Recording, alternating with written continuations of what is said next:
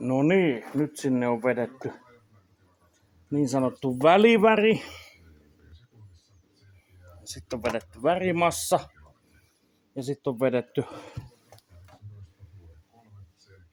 kirkas lakka. Lopputulos näyttää tältä. Ei se näytä näissä valoissa miltään, mutta no joka tapauksessa. Punainen se nyt kuitenkin on. Nyt näkee, tää on samaa 5 vuotta vanhaa värimassaa, millä tää auto maalattiin silloin yli. Tai oikeastaan läpi. Ja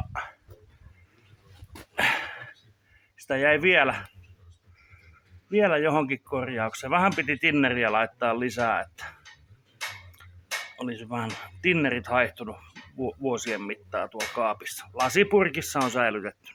Säilyy tosi hyvin. Vesivärit ei olisi säilynyt. Nämä on vanhan liiton kamaa. Siinä on tosiaan niin lakka pinnassa ja ootelkoon nyt siinä kuivukoon pari päivää, niin sitten voidaan laittaa kilpukat takas kasaan ja näin. Takajarrut pitäisi remontoida, sinne pitäisi laittaa kaikki uutta vaijereista lähtien. Vaijerit, käsijarrukengät, uudet levyt, palat, jotain sellaista. Joo, näyttää vähän siltä, että tonne pitäisi vielä vähän lakkaa heittää vissiin lisää.